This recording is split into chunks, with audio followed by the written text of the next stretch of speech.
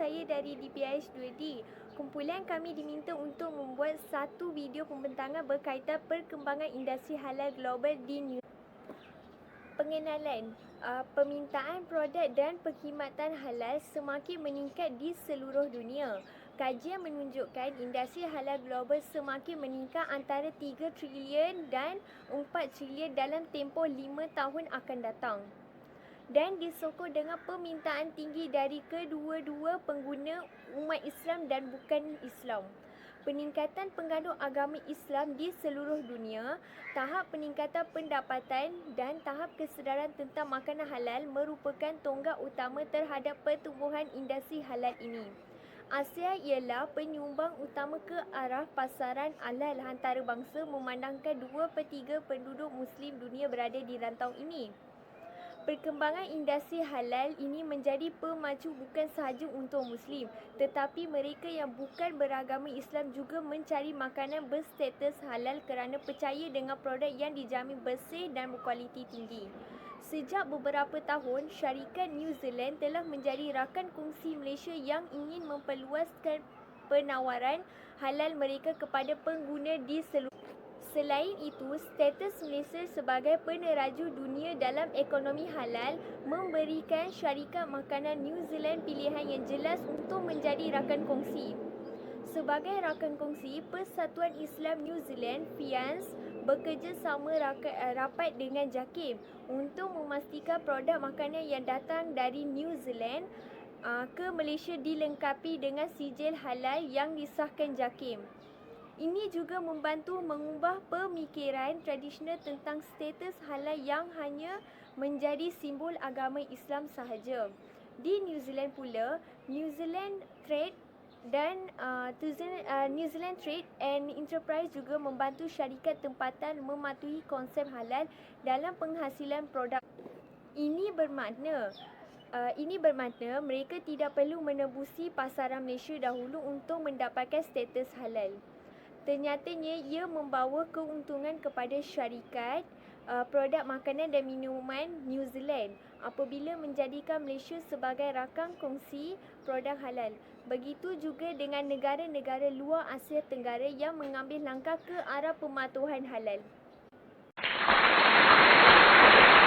Seterusnya, saya akan menjelaskan tentang agensi yang menguruskan halal di New Zealand. Saya, Siti Nur Sakifah binti Ainul Jamal, akan menerangkan tentang badan-badan yang menguruskan halal di New Zealand. Untuk pengetahuan semua, di New Zealand terdapat 2 perbadanan agensi yang menguruskan halal. Yang pertama, The Federation of Islamic Association of New Zealand atau lebih dikenali sebagai FIANZ, dan yang kedua adalah New Zealand Islamic Development Trust (NZIDT). Terlebih dahulu, saya akan menjelaskan tentang agensi yang pertama, iaitu The Federation of Islamic Association of New Zealand atau lebih dikenali sebagai FIANZ. FIANZ merupakan Persatuan Islam New Zealand yang ditubuhkan pada tahun 1979. Ia merupakan persekutuan beberapa buah persatuan Muslim New Zealand serantau. Tujuan utama FIANZ adalah menegakkan nilai-nilai Islam terhadap masyarakat di New Zealand. FIANZ telah memainkan peranan penting sebagai pendorong untuk menjaga kesatuan masyarakat Islam di New Zealand dan memastikan bahawa kita dapat berinteraksi dengan baik dalam arus perdana New Zealand. FIANZ memainkan peranan penting dan berharga dalam menjaga banyak kepentingan umat Islam New Zealand. FIANZ adalah badan yang membimbing umat Islam New Zealand dalam pemprosesan.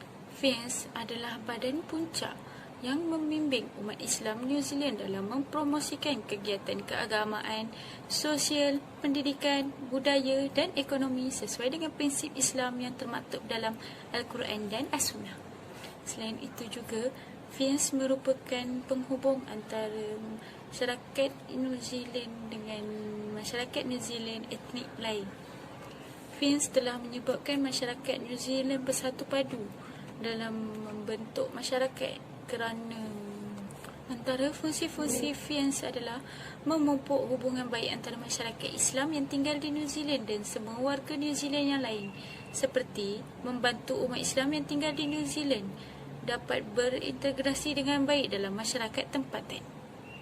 Selain itu, mempromosikan kepentingan dan meningkatkan keberkesanan Persatuan Muslim Serantau di New Zealand dengan tujuan untuk bekerjasama dan berdamping dengan baik dengan etnik lain di New Zealand. Selain itu, FIANS mengekalkan standard amalan Islam yang tinggi dan menjalankan aktiviti kebajikan dan pendidikan. Yang seterusnya, membangun dan mengekalkan hubungan baik dengan komuniti diplomatik.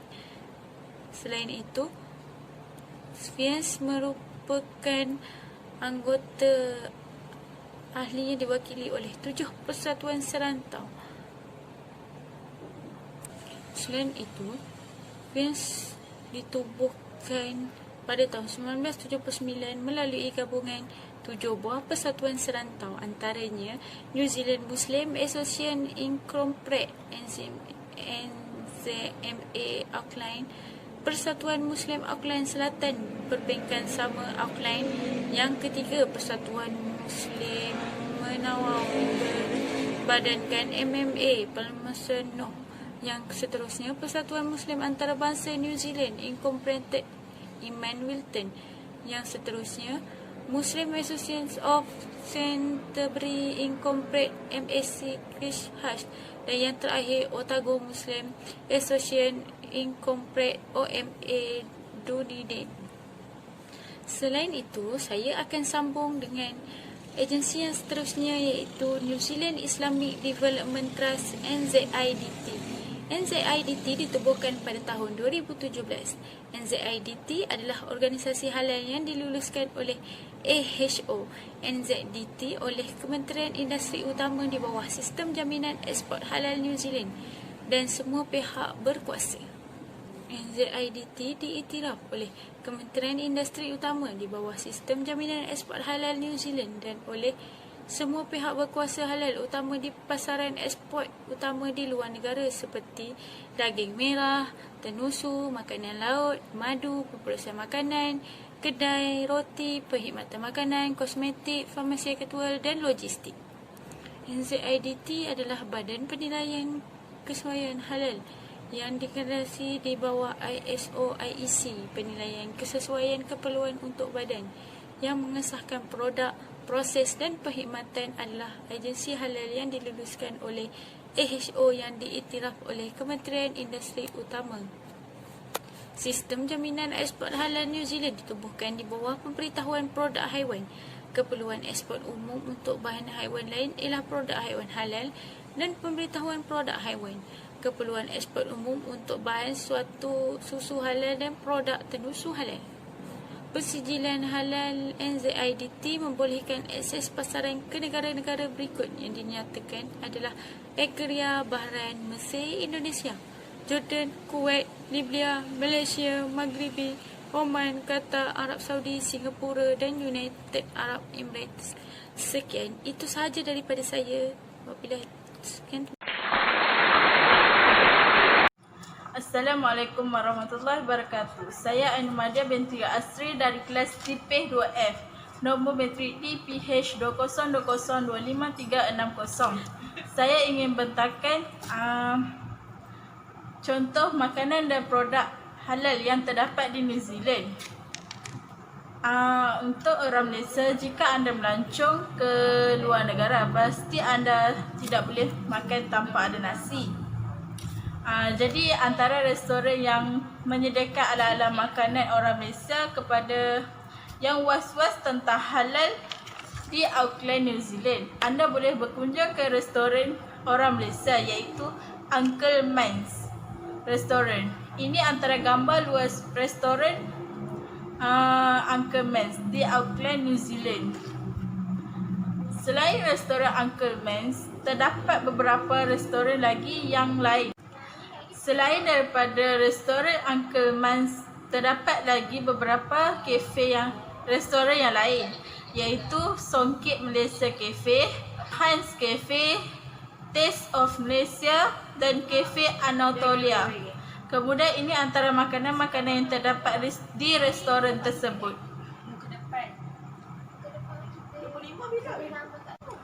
Okey, ini antara produk kosmetik yang terdapat di New Zealand, iaitu Alpha Lipid B Venom.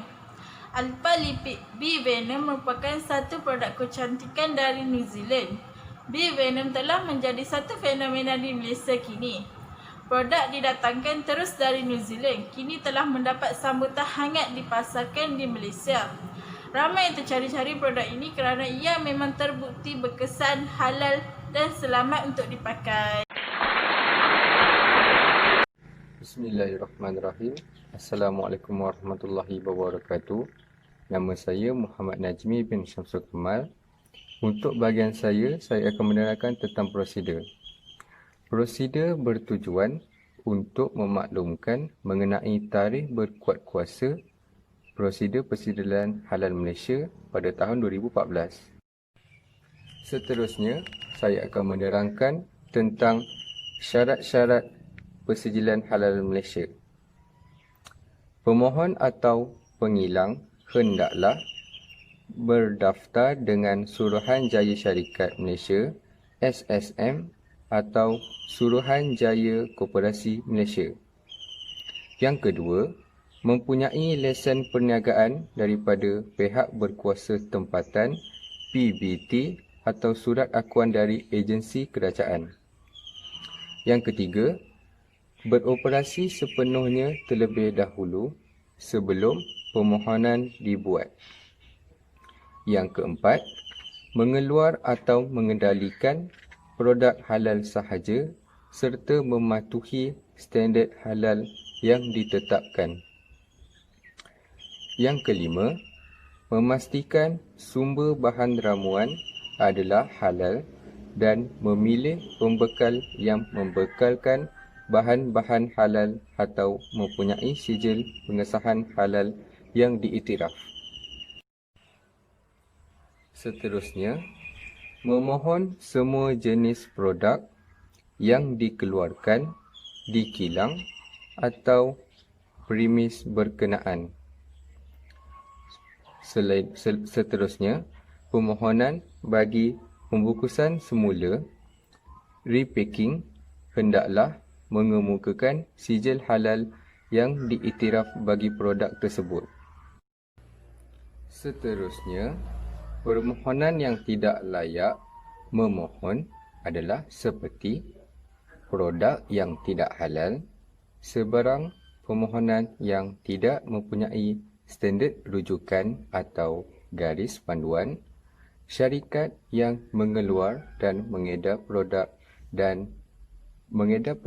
halal dan tidak halal, penggunaan jenama yang sama bagi produk halal dan tidak halal,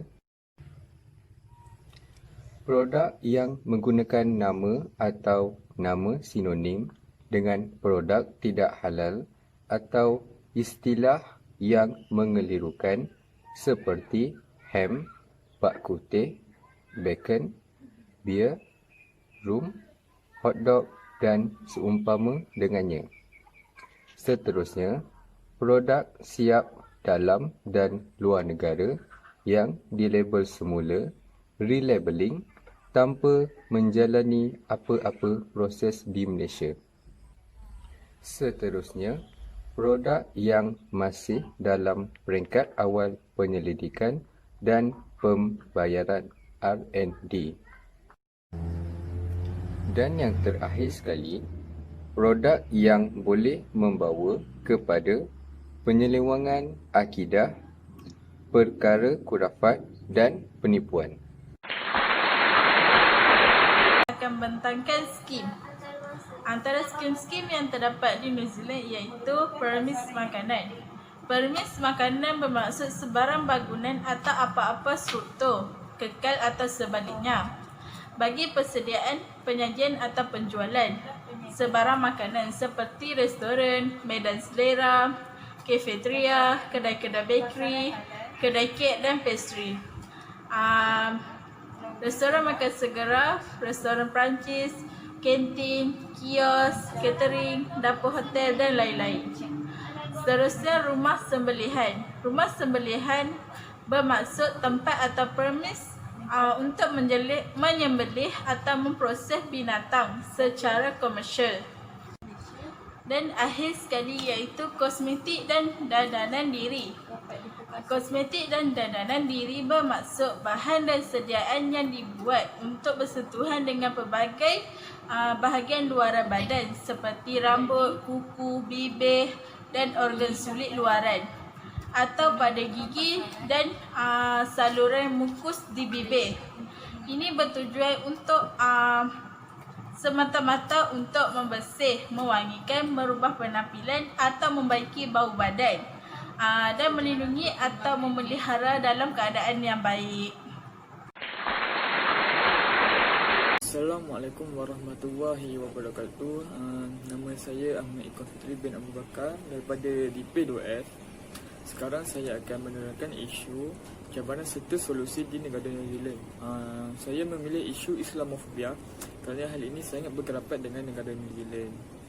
Okey, Islamofobia ini adalah gabungan dua ayat, yang itu Islam dan juga fobia. Islam merupakan agama yang dibawa oleh Nabi Muhammad sallallahu alaihi wasallam. Manakala pula fobia bermaksud ketakutan yang melampau terhadap sesuatu perkara.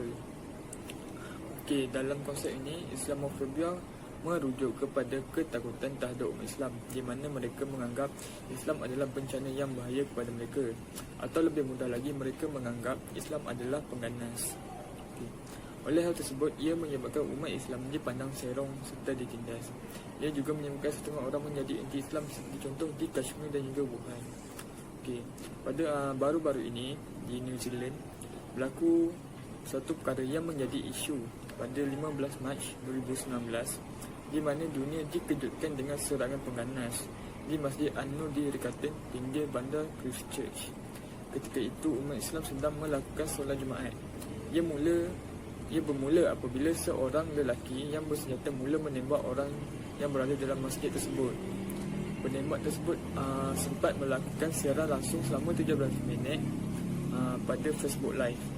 Serangan itu membunuh 51 orang dan juga mencederakan 49 orang yang lain. Daripada ini, serangan itu berpunca atas sebab dasar Islamofobia kerana lelaki tersebut ingin membalas dendam terhadap Muslim-Muslim di negara tersebut.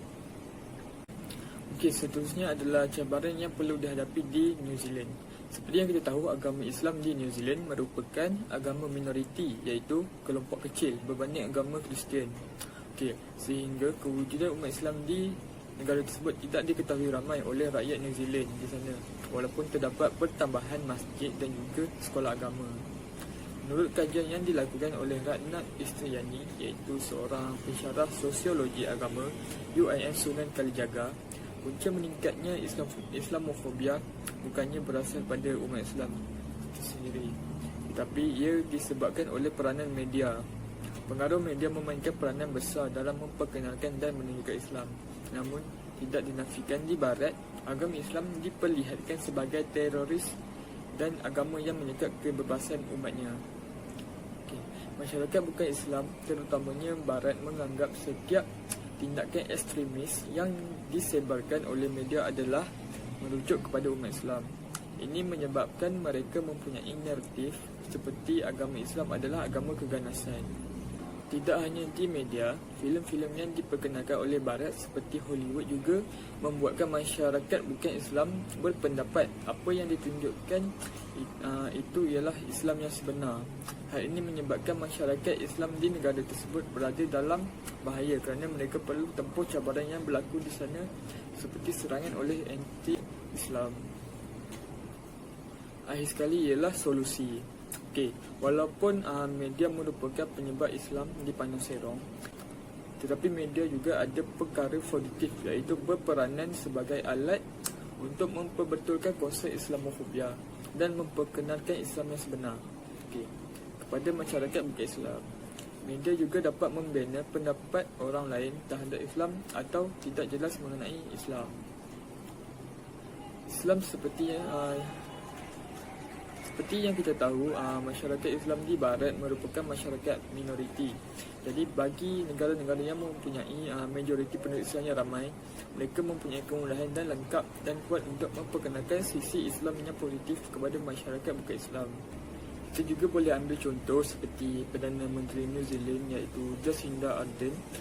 Beliau telah menggalakkan rakyat New Zealand untuk lebih mengenali umat Islam dan juga lebih dekat. Jadi masyarakat juga dapat hidup di dalam keadaan aman dan juga harmoni.